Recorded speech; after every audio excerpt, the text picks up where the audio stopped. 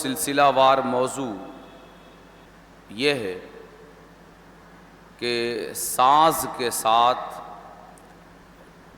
محفل سماع قرآن و حدیث کی نظر میں۔ اس سلسلہ وار موضوع کے تحت ہم اپنی تمہیدی گفتگو سے گزر رہے ہیں۔ اس میں دو اہم باتوں کی طرف توجہ دلائی جا چکی ہے۔ نمبر ایک یہ کہ ہر چیز میں اس کا اصل حکم جو ہے وہ اس کا حلال ہونا ہے۔ ہر چیز میں اس کا اصل حکم اس کا حلال ہونا ہے۔ اور نمبر دو یہ کہ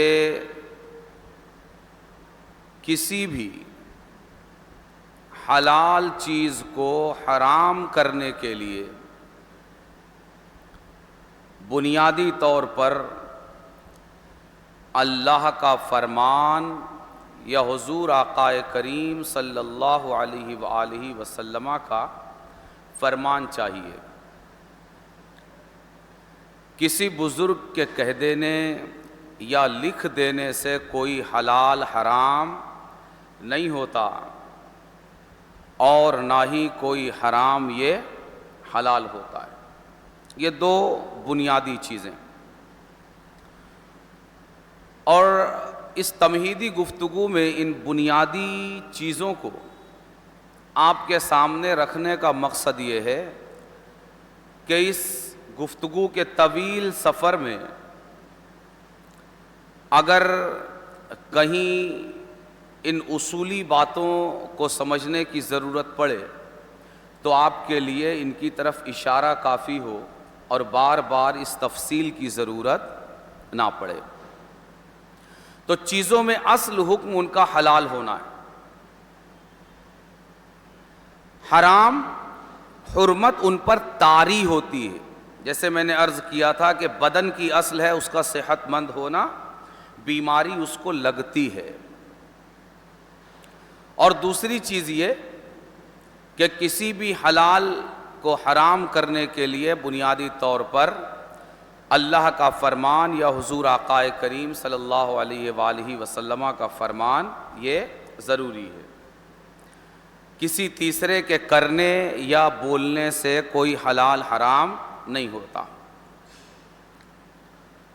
یہ دو چیزیں ہو گئی۔ تیسری چیز جو آج جس کی تفصیل کچھ آپ کے سامنے رکھنا چاہتے ہیں وہ یہ کہ جب کوئی چیز حرام ہے یا نہیں، یہ نربھر کرتی ہے بنیادی طور پر اللہ اور رسول کے فرمان پر، کہ اللہ کہے یا حضور آقا کریم صلی اللہ علیہ وآلہ وسلم فرمائیں۔ تو اب اللہ و رسول کا کس طرح کا فرمان ملے تو کوئی چیز حرام کہلائے گی؟ دلیل کہاں سے چاہیے؟ قرآن سے اور حدیث سے۔ بنیادی طور پر قرآن یہ رب کا فرمان اور احادیث مبارکہ حضور آقا کریم صلی اللہ علیہ وآلہ وسلم کے فرامین۔ تو قرآن و حدیث کی کیسی دلیل سے کسی چیز کے حرام ہونے پر استدلال کیا جا سکتا ہے؟ اس کے لیے میں نے عرض کیا تھا کہ یہ سب بڑی بنیادی اور ٹیکنیکل چیز ہے۔ ذہن کو حاضر رکھ کر آپ کو اس کو سمجھنا ہوگا۔ اگر آپ یہ بنیادی چیزیں اس مقام پر سمجھ لیتے ہیں تو ساری زندگی آپ کو بہت ساری چیزوں کو سمجھنے اور ان کی حقیقت تک پہنچنے میں آسانی ہوگی۔ کوئی چیز حرام ہوگی اللہ و رسول کے فرمان سے بنیادی طور پر، یہ بات تو اپنی ہو چکی ہے۔ آج بات یہ ہے کہ اللہ و رسول کا کس طرح کا فرمان ہو کسی چیز کو حرام ماننے کے لیے، تو اس کے لیے مختصر میں یوں کہیں گے کہ صحیح اور صریح دلیل ہونی چاہیے، صحیح اور صریح، صاد ہا یا ہا صحیح، صاد را یا ہا صریح۔ میں اس کا معنی ابھی آگے عرض کرتا ہوں۔ دلیل کیسی ہونا؟ وہ دلیل صحیح بھی ہو اور وہ دلیل صریح بھی ہو۔ صحیح ہو یعنی کہنے والے سے اس کی نسبت اور اس کی سند ثابت ہو۔ صحیح ہو یعنی کہنے والے سے، جس نے یہ بات کہی ہے، اس سے اس بات کی نسبت ثابت ہو اور یہ بات پکا معلوم ہو کہ اسی کی ہے۔ یہ کیا ہے؟ صحیح ہونا، دلیل کا صحیح ہونا۔ صریح ہونا یعنی وہ دلیل جو آپ بیان کر رہے ہیں اس کا ایک ہی معنی ہو، دوسرا کوئی معنی نہ ہو، دوسرا معنی مراد لینے کا چانس ہی موجود نہ ہو، متعین ہو معنی۔ اس کو کہتے ہیں دلیل صریح، دلیل صحیح اور دلیل صریح۔ اس کو اگر اور آسان کرنا چاہیں تو یوں کہہ لیں کہ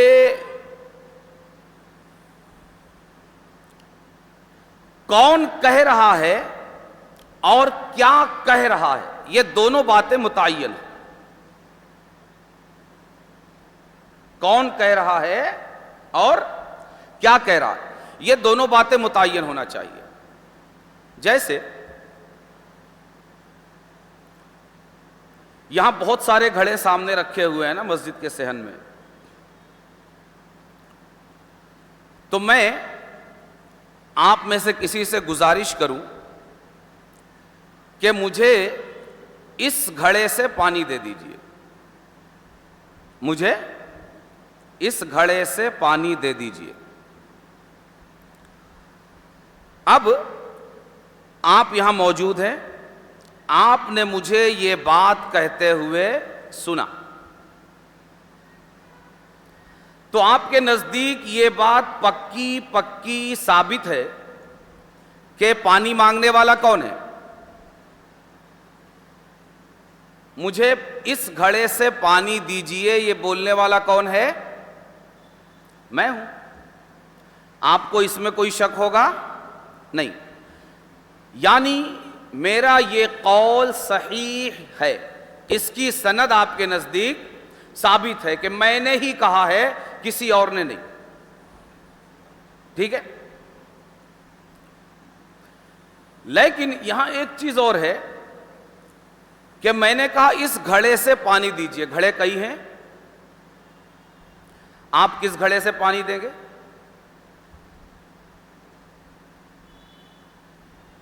پہلے سے کہ دوسرے سے کہ تیسرے سے کہ چوتھے سے کہ پانچویں سے؟ کس سے دیں گے؟ یہ بات متعین ہوئی کہ پانی کس گھڑے کا دینا ہے؟ نہیں متعین ہوئی۔ کیوں؟ کہنے والے نے خود متعین نہیں کیا کہ ہاں اس گھڑے سے دیجئے، یا پہلے نمبر کے گھڑے سے دیجئے، یا چوتھے نمبر کے، یا دوسرے یا تیسرے، کچھ متعین نہیں کیا۔ تو یہ بات تو آپ کے نزدیک ثابت ہے کہ پانی مانگنے والا میں ہی ہوں، مگر یہ بات آپ کے نزدیک ثابت نہیں ہے کہ آپ کو پانی کس گھڑے سے لا کر دینا ہے۔ اور اگر میں بول دوں کہ ان گھڑوں میں سے پہلے گھڑے سے مجھے پانی دیجیے، تو اب کیا ہوا؟ اب یہ بات بھی متعین ہو گئی کہ پانی دینا ہے اور پہلے گھڑے سے دینا ہے. ٹھیک ہے؟ تو میرا یہ قول کیا ہوا؟ اب قول صریح بھی ہو گیا, کہنے والا بھی ثابت کہ کس نے کہا یہ آپ کے نزدیک ثابت ہے, اور کیا کہا یہ بھی ثابت ہے. ٹھیک ہے؟ تو اول کو کہیں گے ٹیکنیکل لینگویج میں قول صحیح, اور دوسری بات کو کہیں گے قول صریح. قول صحیح جس کی نسبت کہنے والے سے ثابت ہو. کس نے کہا؟ کہنے والا کون ہے؟ قول صریح یہ متعین ہو کہ اس نے کیا کہا ہے, کیا مانگا ہے, کیا مطالبہ کیا ہے. اب یہ تو پہلے طے ہو چکا تھا کہ حرام ہونے کے لیے قرآن و حدیث سے بنیادی طور پر دلیل چاہیے, مگر کیسی دلیل چاہیے؟ دلیل ایسی ہو جو صحیح بھی ہو اور صریح بھی ہو. ٹھیک ہے؟ اچھا, صحیح اور صریح کا معنی سمجھ لینے کے بعد اب اسے بلا تمثیل اپلائی کرنے کی کوشش کیجئے قرآن اور حدیث پر. دو جگہ سے ہمیں دلیل چاہیے ہوگی, قرآن سے اور حدیث سے. تو دیکھیے اب 4 صورتیں بنے گی. قرآن کی دلیل صحیح, قرآن کی دلیل صحیح اور قرآن کی دلیل صریح. حدیث کی دلیل صحیح اور حدیث کی دلیل صریح. 4 صورتیں بنی کہ قرآن سے دلیل صحیح اور صریح مل جائے, یا احادیث مبارکہ سے دلیل صحیح اور صریح مل جائے. ٹھیک بات ہے؟ قرآن سے دلیل صحیح, اس کو تلاش کرنے کی ضرورت نہیں. کیوں؟ قرآن پورا سورۃ الفاتحہ میں الحمد کی حمزہ سے لے کر سورۃ الناس کی سین تک یہ دلیل صحیح ہے. یہ سب کو پتا ہے کہ یہ کس نے کہا ہے, کس کا کلام ہے. اس میں غور کرنے کی ضرورت ہی نہیں. آپ کسی بھی پارے کی, کسی بھی سورت کی, کسی بھی صفحے سے, کسی بھی پیج سے, کسی بھی سطر سے کوئی بھی آیت اٹھا لیجئے, وہ دلیل صحیح ہے. کیوں؟ صحیح کیا ہے؟ کہنے والے سے اس کی نسبت ثابت ہو. قرآن پورا کیسا ہے؟ صحیح ہے. ہر ایک کے نزدیک یہ بات ثابت ہے کہ پورا قرآن کس کا کلام ہے؟ رب کا کلام ہے. ٹھیک ہے؟ تو قرآن کی آیت اگر سامنے آ جائے تو وہ کیا ہے؟ دلیل صحیح ہے. بس یہ قرآن کی آیت ہے, اتنا پتہ چل جانا دلیل صحیح کے لیے کافی ہے, مزید غور کی ضرورت نہیں. اب ادھر آ جائیے حدیث سے دلیل صحیح. اب یہاں پر قرآن تو پورا صحیح ہے, مگر احادیث مبارکہ کا پورا ذخیرہ صحیح نہیں ہے. صحیح اس کے مقابلے میں غلط نہیں ہے, پلیز, اس صحیح کے مقابلے میں غلط نہیں ہے. اس صحیح کے مقابلے میں دوسری چیزیں میں آگے عرض کر رہا ہوں. یعنی میں جو یہ کہہ رہا ہوں کہ پوری احادیث مبارکہ کا ذخیرہ صحیح نہیں ہے, اس کا مطلب یہ ہے کہ کچھ غلط بھی ہے نہیں, یہ مراد نہیں ہے. صحیح کا معنی میں عرض کر چکا ہوں, کس نے کہا یہ ثابت ہو. قرآن سے اگر دلیل لا رہے ہیں تو ثابت ہے کہ اللہ کا ہی کلام ہے، اللہ نہیں کہا ہے. لیکن حدیث سے اگر آپ دلیل لا رہے ہیں تو وہ دلیل صحیح کب بنے گی؟ جب یہ ثابت ہو کہ یہ رسول اللہ کا ہی فرمان ہے مضبوط طور پر. تو احادیث کا پورا ذخیرہ یہ دلیل صحیح نہیں ہے.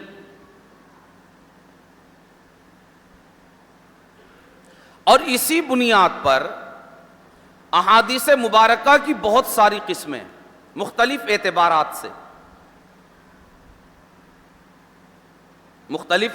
سے احادیث مبارکہ کی بہت ساری قسمیں ہیں.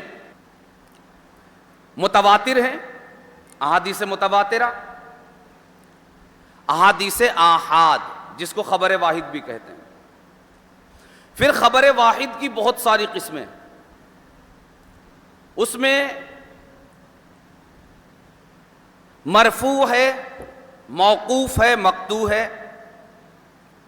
پھر آگے چلیں گے تو صحیح ہے. صحیح کی دو قسمیں ہیں، صحیح لذاتہ، صحیح لغیرہ. پھر حسن ہے، حسن کی دو قسمیں ہیں، حسن لذاتہ، حسن لغیرہ. پھر ضعیف ہے، موضوع ہے، متروک ہے، شاذ ہے، محفوظ ہے، منکر ہے، معروف ہے، مصحف ہے، مدرج ہے. پھر اسی طرح معنعن ہے، مسلسل ہے. اور اسی طرح پھر اور بھی اقسام ہیں احادیث مبارکہ. لیکن یہ ساری احادیث مبارکہ، اس کی تمام اقسام، ان تمام اقسام کو احادیث کہا جاتا ہے. مگر کسی حکم کو ثابت کرنے کے لیے ہر قسم کی حدیث کام میں نہیں آئے گی.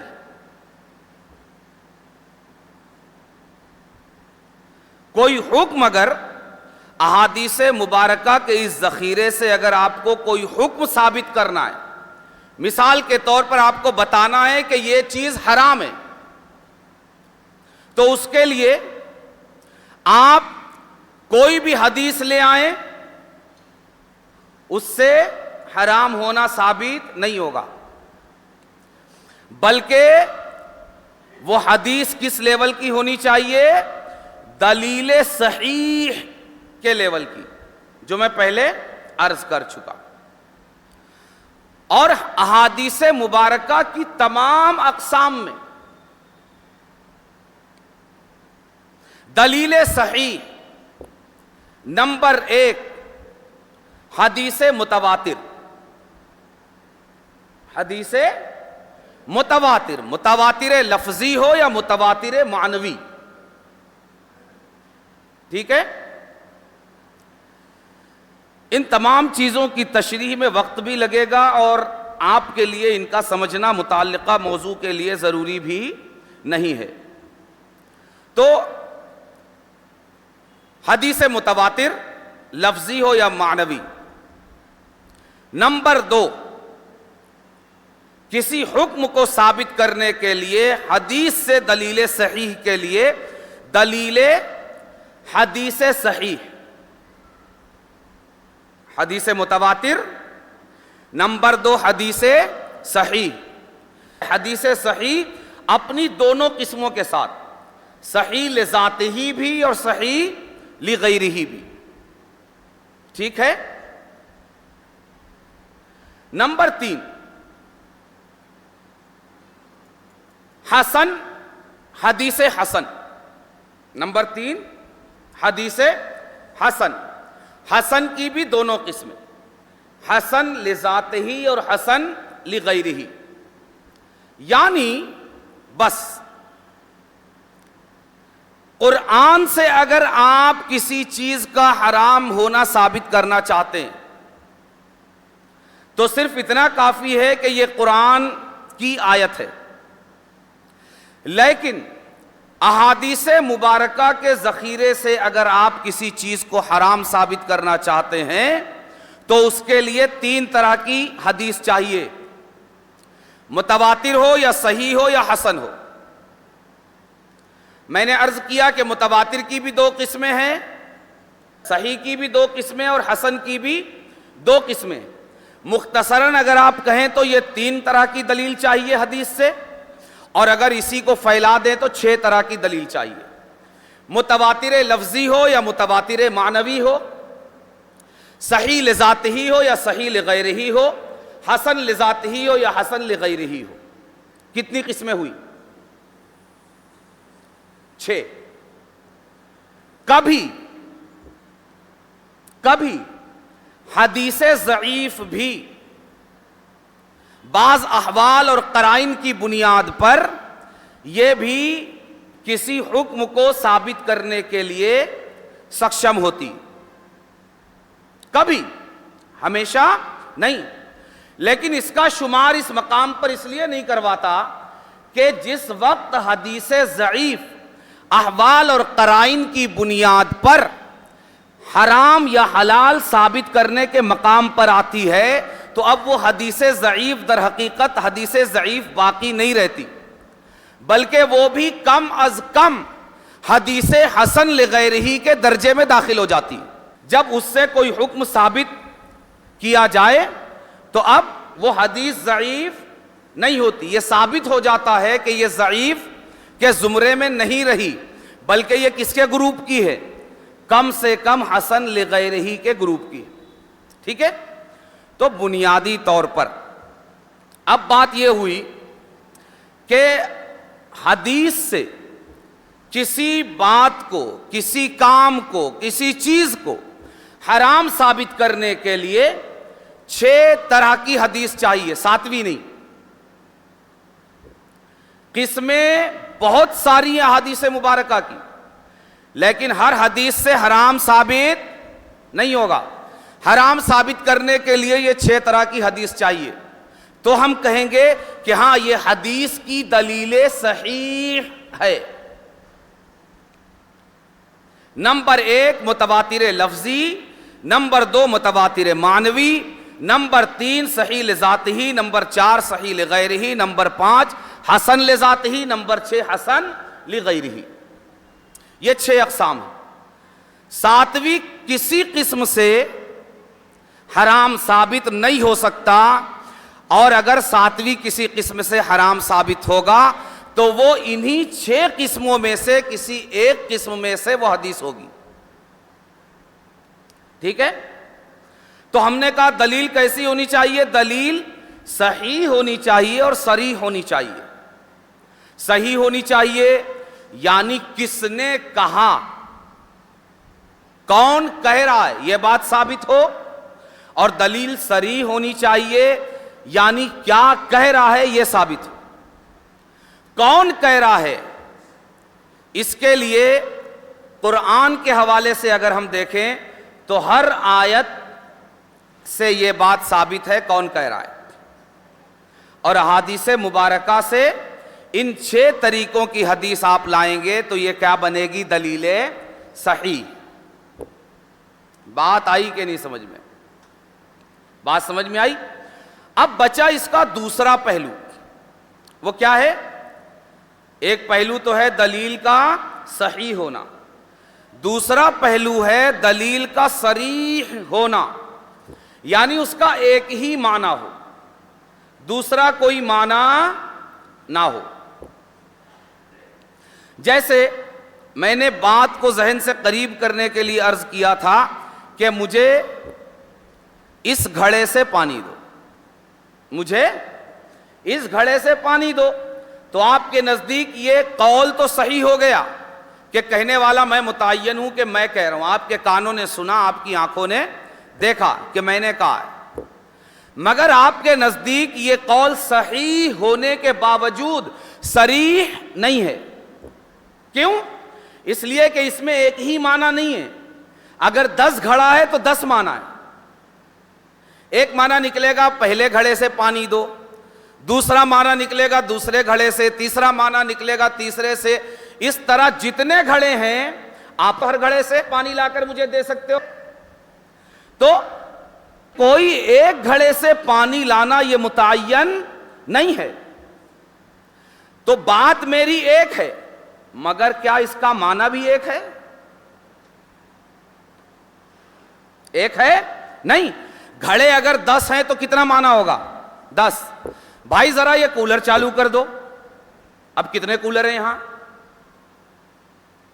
2 4 2 6 اور 2 8. بھائی یہ کولر چالو کر دو. اب آپ کے نزدیک یہ قول تو صحیح ہے کہ آپ کی آنکھیں دیکھ رہی ہے میں کہہ رہا ہوں, کان سن رہا ہے میں کہہ رہا ہوں, تو یہ قول صحیح ہے مگر قول صریح نہیں ہے. کیوں؟ معنی متعین نہیں ہے. بھائی آپ کو پوچھنا پڑے گا کون سا کولر. اللہ سے جا کر کون پوچھے گا؟ آج رسول اللہ سے جا کر کون پوچھے گا؟ ٹھیک ہے, یہ دلیل صریح نہیں ہوئی. یہ 8 معنی اس کا نکلے گا. یہ چالو کروں کہ یہ چالو کروں کہ یہ کہ یہ 8 معنی نکلے گا. کون سا کولر؟ تو یہ قول صحیح تو ہے مگر صریح نہیں ہے. کیوں؟ اس کا ایک معنی نہیں ہے, 8 معنی ہیں. ایک سے زیادہ معنی ہو گئے, اور جب ایک سے زیادہ معنی ہو گئے تو اب وہ قول صریح نہیں رہا, شک پیدا ہو گیا. اور جہاں شک ہو جائے وہاں حرمت پر استدلال نہیں ہو سکتا.